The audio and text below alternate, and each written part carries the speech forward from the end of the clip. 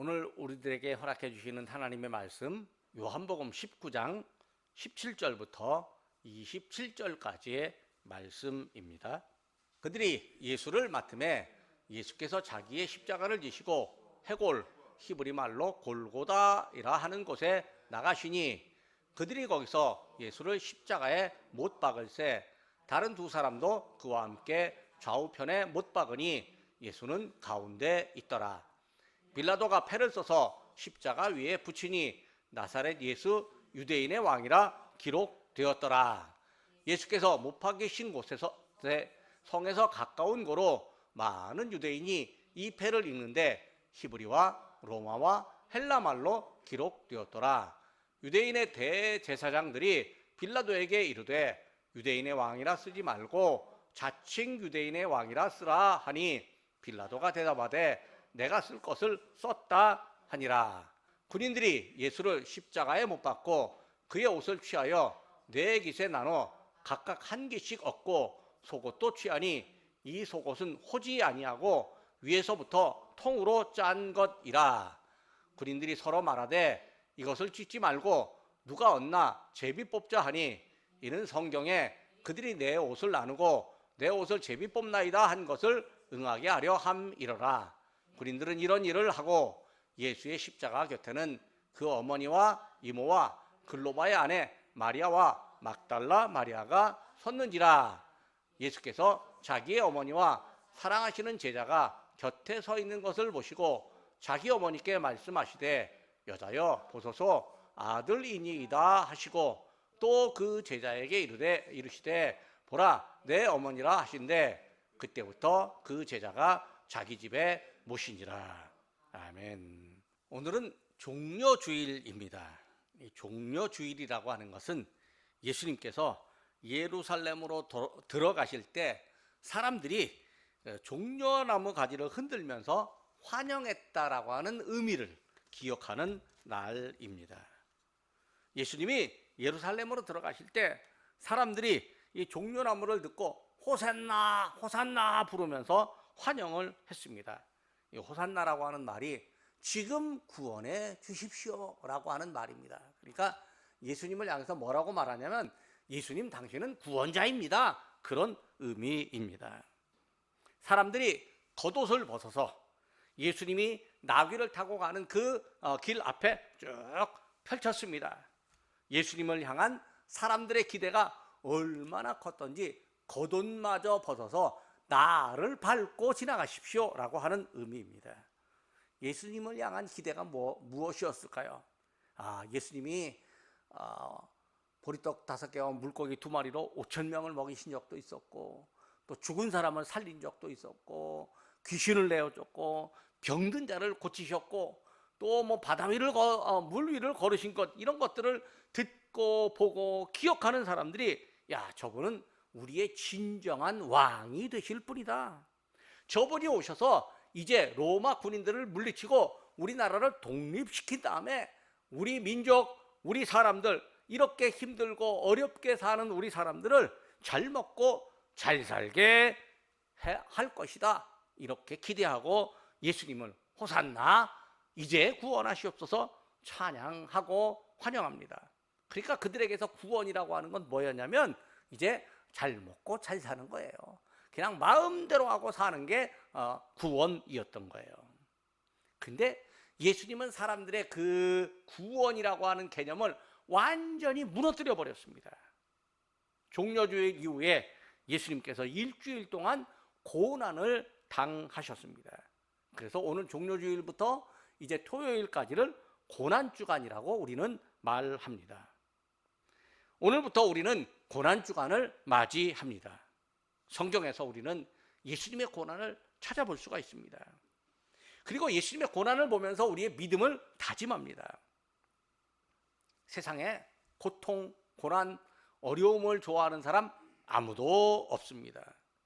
근데 거기에다가 남을 위해서 희생을 당한다? 더더욱 싫어합니다.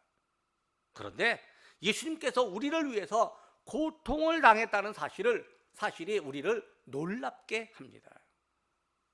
예수님이 죄인으로 사는 우리를 의롭게 하시려고 마귀의 종으로 사는 사람을 하나님의 자녀로 만드시려고 세상에 오셨습니다. 우리 스스로 우리의 죄를 없앨 수 없습니다. 없애지 못합니다. 그런데 하나님께서 우리의 죄를 용서해 주셨습니다. 하나님이 우리를 용서하시려는 데는 누군가 대신해서 벌을 받아야 했습니다. 희생제물이 필요했습니다. 구약에 사람들이 죄를 짓고 하나님으로부터 용서받으려면 양이라고 하는 또 뭐 소, 또 뭐 비둘기 이런 그 희생제물이 필요했습니다. 그런데 그 희생제물을 드려도 계속 드려야 하니까 우리 하나님께서 마지막에 당신의 독생자 예수님을 마지막 희생제물 번제로 드리심으로 죄가 없으신 예수님이 우리 죄를 위한 희생제물이 되셨습니다. 예수님이 우리 죄를 용서하시려는데 결정적으로 십자가에서 죽으심으로 완성하셨습니다. 십자가 죽음, 예수님의 십자가 죽음이요, 이게 그냥 대충 보면 뭐 그런가 보다 하겠지만요, 이거는요 고통을 말로 표현할 수가 없습니다. 그 고통을 우리를 위해서 당하셨다니 우리는 얼마나 감사하고 감동적인지 말로 할 수 없습니다. 십자가가요, 이 양손에 못을 박는데 보통 그 못의 굵기가 여기 마이크 이 줄기보다 더 굵습니다. 못의 크기가 이 손바닥만 합니다. 그거를요 손바닥에다 놓고 못을 박아 보십시오. 얼마나 아프겠습니까? 그런데 손바닥에만 하면 이게 손이 내려가잖아요. 그러니까 발에다가 지탱하라고 두 발을 이렇게 포개고 그 위에 또 못을 박습니다. 그러면요 아프니까 이렇게 힘이 떨어지고 쭉 떨어지잖아요. 그럼 다시 이 손의 아픔을 이기기 위해서 다시 발에 힘을 주면 그 발의 아픔이 또 있습니다. 거기에다가 머리에는 가시면류관을 씌워서 가시면류관에서 이 이마에서 흐르는 피가 이게 얼굴을 타고 흘러내립니다. 또 옆구리는 창으로 찔렀습니다. 창으로 찔러서 피와 물이 다 쏟아졌습니다. 우리의 죄를 용서하시려고 죄가 없는 그분이 대신 죽으셨습니다. 그 죽음의 자리에 있었던 사람들, 그 죽음을 본 사람들이 그 모습을 오늘 우리에게 전달해 줍니다. 예수님의 죽으심을 보며 그 고통이 단순히 힘들었겠다, 고통스러웠을 것이다, 이렇게 감상적인 이야기로 그쳐서는 안 됩니다. 예수님이 십자가에 달리신 의도와 목적이 무엇이겠습니까? 그걸 깨달아야 됩니다. 그 의도와 목적은 우리에게 생명을 주는 것이었습니다. 하나님이 예수님을 보내신 목적이기도 합니다. 예수님이 이 땅에서 사는 목적이기도 합니다. 그래서 요한복음 3장 16절에 그렇게 말하잖아요. 하나님이 세상을 이처럼 사랑하사 독생자를 주셨으니 누구든지 그 이름 믿는 자마다 영생을 얻으리라 말씀하시거든요. 예수님이 죽으심으로 우리에게 생명이 왔습니다. 우리가 믿어서 이제 우리는 생명의 사람이 되었습니다. 그러므로 우리는 생명을 얻은 사람으로서 살아가게 됩니다. 생명을 얻은 사람은요, 자기의 고통에 대해서 돌아볼 줄 알고 또 이겨낼 줄도 알고 가끔은 초연해질 줄도 압니다. 만약에 내가 잘못해서 내 죄 때문에 고통을 당했다면 회개하고 용서를 구합니다. 그리고 생명을 얻었으니 다른 사람 생명을 얻게 하는 일에 대신 고난을 당하기도 합니다. 복음을 전하고 다른 사람들에게 생명을 전달하는데 자기가 고통을 당해도 담담하게 받아들이기도 합니다. 해외 선교사님들이 그곳의 선교지에서 원주민들을 위해서 고통을 당해도 담담하게 받아들이는 이유가 뭐겠습니까? 생명을 얻었으니 다른 사람들에게도 생명을 주자라고 하는 의미에서 고통을 담담하게 받아들입니다. 이것은요, 예수님의 남은 고난을 자기의 몸에 채우는 일입니다. 골로새서 1장 24절에서 사도 바울이 고백합니다. 나는 이제 너희를 위하여 받는 괴로움을 기뻐하고 그리스도의 남은 고난을 그의 몸된 교회를 위하여 내 육체에 채우노라. 오늘 본문에서 우리는 예수님이 십자가에서 고통을 당하는 장면을 봅니다. 고통을 당하시다가 죽기까지 합니다. 십자가 고통과 죽음의 과정이 우리에게 믿음의 수준을요 더 높게, 더 깊게, 더 넓게 해 줍니다. 우리의 믿음의 수준이 광대하게 되는 것이죠. 첫 번째로 예수님은 골고다 십자가에 달리셨습니다. 예수님이 빌라도 앞에 재판정에서 사형 언도를 받았습니다. 정확히 말하면 예수님을 십자가에 못 박으라고 외쳐대는 유대인의 요구를 빌라도가 수용한 것입니다. 그리고 빌라도는 예수님을 로마 군인들에게 십자가 처형하라고 넘겨주었습니다. 군인들이 예수님을 데리고 골고다로 올라갑니다. 예수님이 무거운 십자가를 짊어지고 올라가는데 가다가 쓰러지기도 하고 다시 일어납니다. 못하니까, 힘이 없어서 못하니까 그 근처에 있었던 사람 시몬을 불러다가 어떻게 합니까? 시몬 불러다가 대신 지게 하기도 했습니다. 우리가 아는 대로 비아 돌로로사라고 하는 길인데 우리의 찬송에 나오는 골고다 언덕길입니다. 주님이 십자가를 지고 오르셨습니다. 로마의 군인들이 골고다에서 예수님을 십자가에 매달고 못을 박았습니다. 예수님의 양편에 또 두 사람이 십자가에 달려있고 군인들이 그들에게도 못을 박았습니다. 우리가 이미 알다시피 십자가는 당시에 가장 극형이었습니다. 로마의 반역을 일으킨 사람이나 살인자에게 주는 형벌이 십자가 형벌이었습니다. 사형을 집행하는 일이 가장 극형인데다가 극심한 고통을 당하게 하는 형벌이 바로 십자가였습니다. 그런데 유대인들은요 예수님에게 이런 형벌이 필요하다고 빌라도에게 요구를 합니다.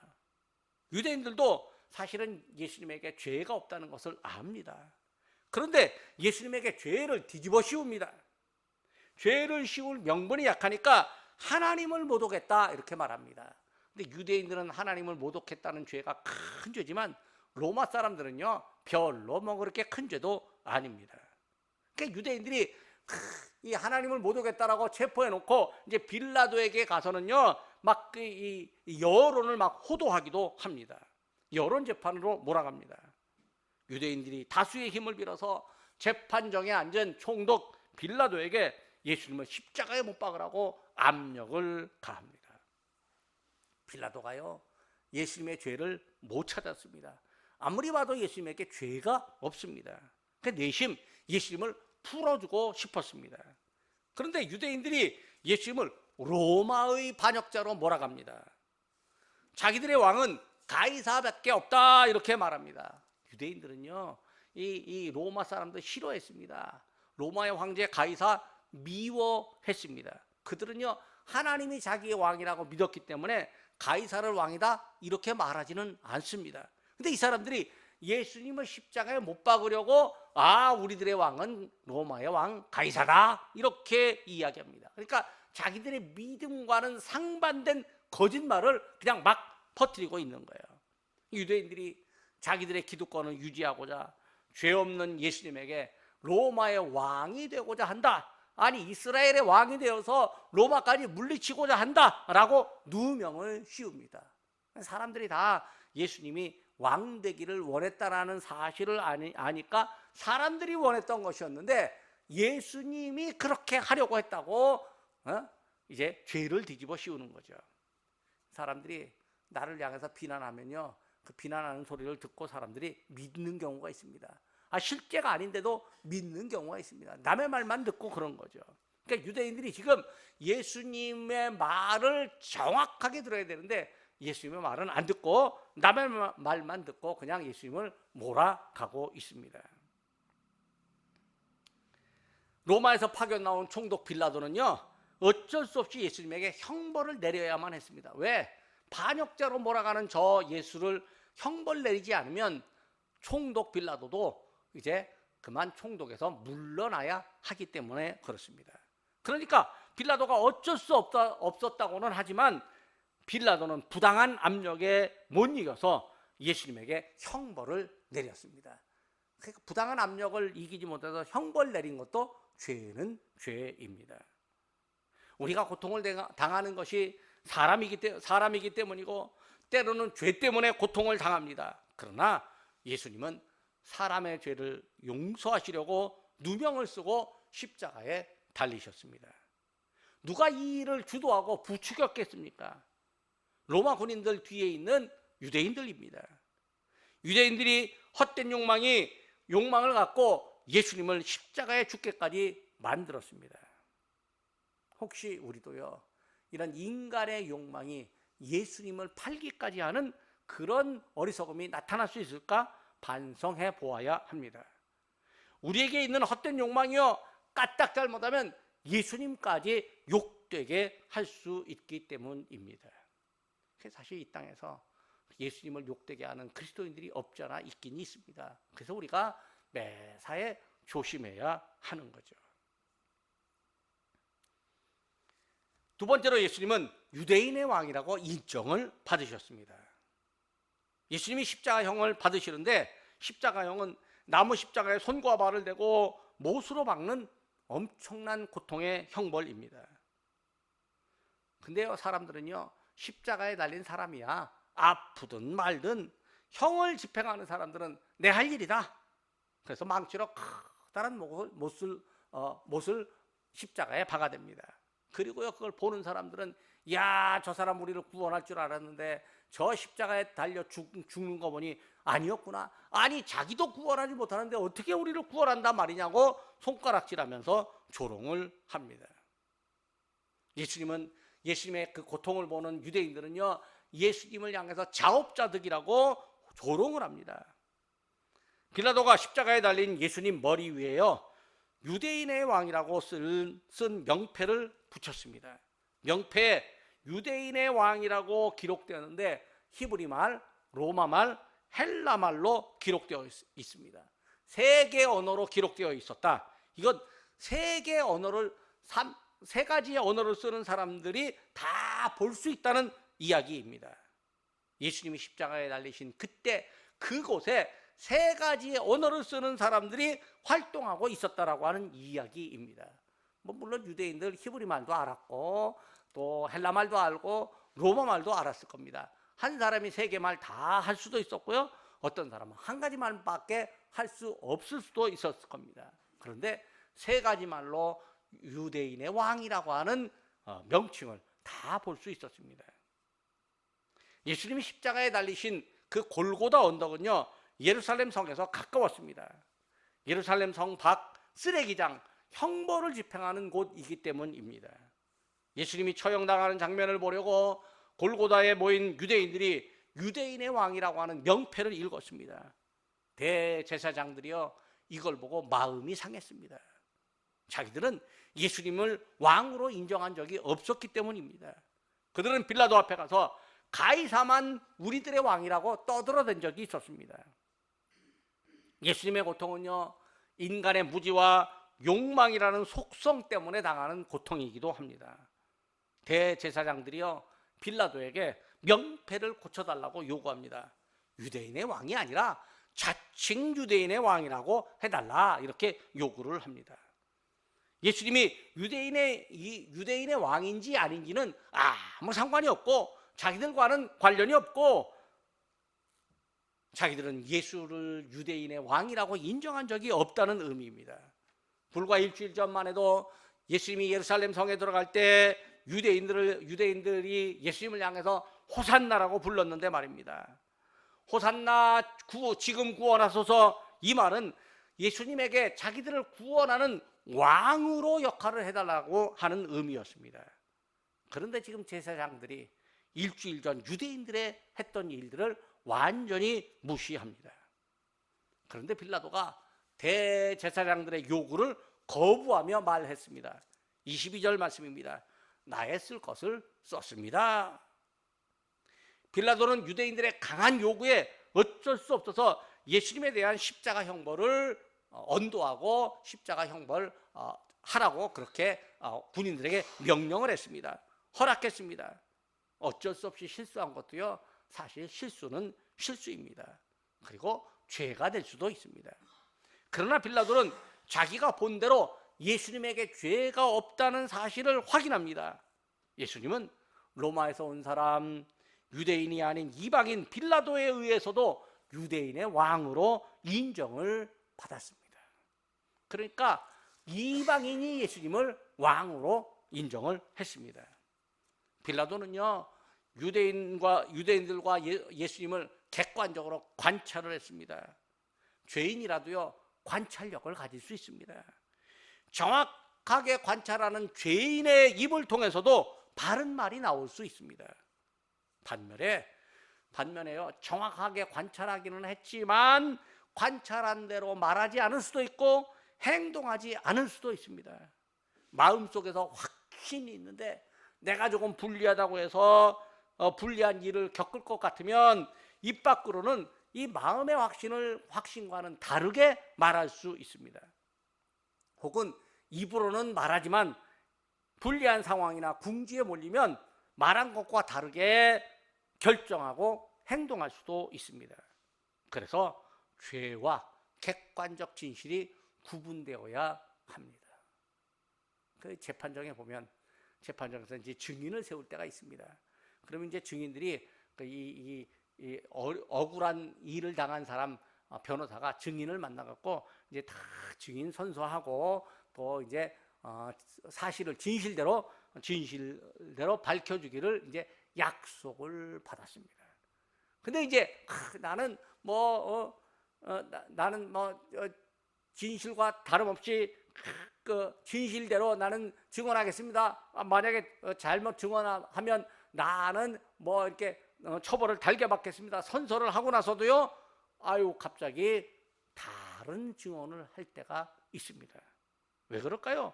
다른 증언할 때는 다 회유를 받았거나 또 자기가 창피하거나 자기가 어떤 유익을 얻거나 그러면요, 진실과 다른 증언을 할 수가 있습니다.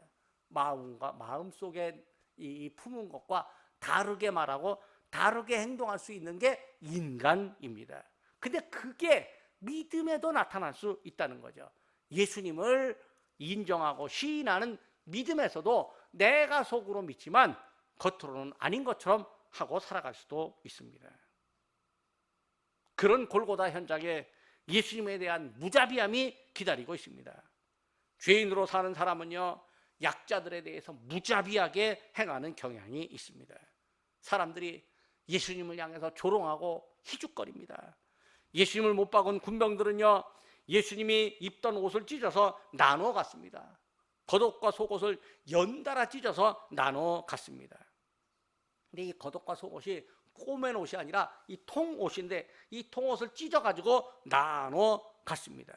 그러니까 찢어서 갖는 이 옷 조각이, 내가 그 옛날 그 예루살렘에서 예루살렘 막 골고다에서 내가 이런 일을 했단 말이야 라고 기념품 정도로 생각하고 이제 예수님은 십자가에 못 박고 그 기념품으로 옷을 찢어 가지려고 합니다. 나쁜 짓을 버리고도요, 기념품을 만들어 가질 정도의 사람이, 이게 인간의 욕망, 인간의 속성입니다. 그러니까 사람들이 얼마나 나쁜지 이해 안 된다라고 말하지만요, 사실은 누구나 다 그렇게 나쁜 자리에 갈 수도 있습니다. 볼 때는 이해가 안 된다고 하지만요, 그 옛날 독일에서 기독교인들이 제2차 세계대전을 일으킨 것, 왜 그렇겠습니까? 그 기독교인들이 그냥 유혹에 빠져갖고 다 집단적으로 세계전쟁을 일으키는데 동조했다는 겁니다. 지금도요, 미국은 기독교인이 많습니다. 또 알라신 신의 뜻을 믿는다는 이란 사람들이 있습니다. 예루살렘 사람들 하나님 믿는다고 하지만 그러나 세계 나라가 전쟁을 하고 있습니다. 왜 그럴까요? 이 사람들이 믿음과는 다르게 말하고 믿음과는 다르게 행동하고, 믿음을 왜곡하고 착각하는 현상이 나오기 때문입니다. 그런데 성경을 보면 예수님의 옷을 찢을 것이라고 하는 예언이 있습니다. 시편 22편 18절 말씀입니다. 내 겉옷을 나누며 속옷을 제비 뽑나이다. 그러니까 예수님의 옷이 찢겨진 것은요, 성경의 오래전 예언이 예수님께 이루어졌다는 이야기입니다. 구약의 예언이 예수님에게 이루어진 게 아주 많습니다. 예수님이 구약의 예언을 이루려고 세상에 오셨습니다. 심지어 예수님의 고통마저도, 고통의 자리에 있을 때 옷을 찢기는 것마저도 예언의 성취였습니다. 그렇다면 군인들이 예수님의 옷을 찢어갖는 것은 하나님의 뜻이었을까요? 그렇지 않습니다. 군병들은 어리석은 일을 했습니다. 그 어리석음이 예수님의 구원을 이루는 일에 일조를 했습니다. 그렇다고 해서 그 어리석음이 하나님의 뜻은 아닙니다. 인간의 죄와 어리석음은 그대로 비난받아야 됩니다. 다만 예언하고 그 예언을 완성하신 하나님은 영광 받으셔야 합니다. 마지막으로 예수님은 어머니를 살펴서 제자들에게 부탁을 하셨습니다. 예수님이 십자가에 못 박히신 그 자리에 유대인들과 군병들만 있었던 것이 아닙니다. 예수님을 사랑하는 여인들이 그 자리에 있었습니다.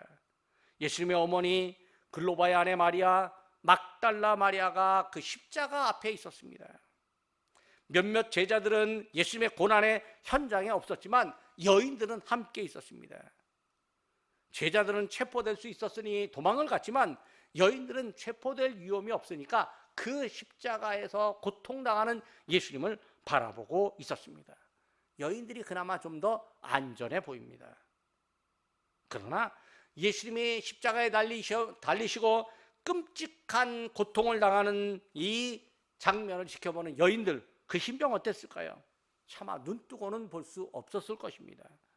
그러나 여인들은 예수님의 이 고통, 고난의 과정을 다 지켜보았습니다. 예수님을 사랑하면 고난의 자리라도 따라갑니다. 여인들이 예수님의 그 고난 모습을 보면서 함께 아파하고 또 그 과정을 증언합니다. 우리가 예수님을 사랑하면 예수님과 함께 고난의 자리라도 갈 수 있습니다. 고난의 자리에서 만난 예수님을 증언합니다. 사랑하면 자연스럽게 이렇게 됩니다. 예수님은 십자가 위에서 당신의 모친 어머니와 여인들을 보았습니다. 그 옆에 예수님의 사랑하는 제자가 함께 있는 것도 보았습니다. 예수님이 어머니에게 말합니다. 26절입니다. 보십시오. 아들입니다. 그리고 예수님은 어머니와 함께 있는 사랑하는 제자에게 당신의 어머니를 부탁하셨습니다. 27절입니다. 보라 내 어머니라. 그때부터 사랑하는 제자는 예수님의 모친 어머니 마리아를 자기 집에 어머니처럼 모시게 되었습니다. 예수님은 십자가에서 죽는 그 순간까지 어머니를 향한 애정, 어머니를 책임지려는 모습을 보였습니다. 예수님은 사람의 관계, 사람이 할 일, 후속 조치도 생각하셨습니다. 선한 고난은요, 바로 이처럼 억울한 죽음의 현장에서조차도 선한 일을 생각합니다. 억울한 상황, 끔찍한 고통을 당하는 현장에서도 바르게 생각하고 판단하며 사람의 책임을 다하며 선한 모습을 보입니다. 인간으로서는 쉽지 않은 일인데 하나님의 아들 예수님은 사람이 해야 하는 일에 대해서 모범을 보이셨습니다. 말씀을 맺으려고 합니다. 골고다 언덕 십자가에 달리신 예수님은 비록 죄인으로 누명을 썼지만 유대인의 왕으로 인정을 받았습니다. 정치적으로 국가를 다스리는 왕이 아닌 우리의 영혼을 다스리고 영혼을 구원하는 왕입니다. 그러니까 예수님은 정치적 왕이 아니라 생명을 주는 왕, 영혼을 구원하는 왕이십니다. 예수님은 죽는 순간에 악한 사람들이 하는 어리석은 행동에서도 하나님의 예언을 이루셨습니다. 구약의 예언을 완성하셨습니다. 비록 예언의 완성이고 또 바르게 관찰하고 말한 적이 있더라도 나쁜 행동이라면 죄이고 죄인이라고 낙인이 찍힙니다. 죄인의 낙인을 벗는 길은 오직 예수님을 믿는 일입니다. 예수님은 마지막 순간에도 어머니를 책임지고 사랑하는 제자에게 위탁하셨습니다. 예수님은 극한의 상황에서도 사람으로서 해야 할 바른 일, 선한 일을 행하셨습니다. 예수님이 죽기까지 당하는 일을 보면서 우리는 죄를 용서받음에 감사해야 합니다. 예수님을 죄인으로 몰아가는 대제사장들이나 유대인들, 예수님을 매달고 옷을 제비 뽑는 군인들처럼 욕망에 따라 행해서는 안 됩니다. 마지막 순간에라도 하나님을 믿는 사람으로서 예수님처럼 사람의 바른 책임을 다해야 합니다. 마지막 순간에 하는 일이 바로 그의 인격이기 때문입니다. 예수님이 죽기까지의 과정이 우리에게는 구원을 향한 간절한 바람이 되고 믿음의 사람으로서 바르게 판단하고 말하고 행동하는 모습을 갖추게 합니다. 기도하겠습니다. 생명의 빛으로 오신 사명을 감당하시려고 독생자 예수님을 죽음에까지 가게 하신 하나님 아버지, 예수님께서 이 땅에 오신 목적을 수행하시려고 골고다 언덕에서 십자가를 지셨음을 저희가 믿습니다. 사람들은 비웃었지만 예수님이 진정 저희의 왕 되셨음을 저희가 고백합니다. 십자가에 달리신 예수님을 비웃는 군인들이 예수님의 옷을 찢어 나누어 가지려고 제비를 뽑았지만 그 일이 성경의 예언을 완성하신 하나님의 섭리였음을 저희가 기억합니다. 하나님께서 저희를 구원하시는 오묘하고 신비한 은혜를 저희가 받았습니다.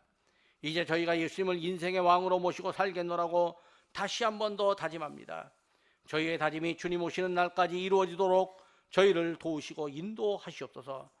저희의 고백을 듣고 기억하시며 인도하시는 하나님 아버지, 예수님께서 십자가에 달리시면서도 육신의 어머니를 향한 애틋함을 보이시고 사랑하는 제자에게 어머니를 모시도록 명하신 모습을 저희가 봅니다. 예수님이 사람의 책임을 모두 감당하심처럼 저희도 이 땅에서 사람의 책임을 다하게 하여 주옵소서. 나아가 하나님께서 저희에게 주신 사명을 감당하는 은혜와 능력을 허락하옵소서. 저희가 욕망을 따라 행하지 않고 하나님이 주신 은혜의 사명을 따라 행함으로 하나님이 원하시는 믿음의 열매를 맺게 하시옵소서. 예수님의 이름으로 기도드립니다. 아멘.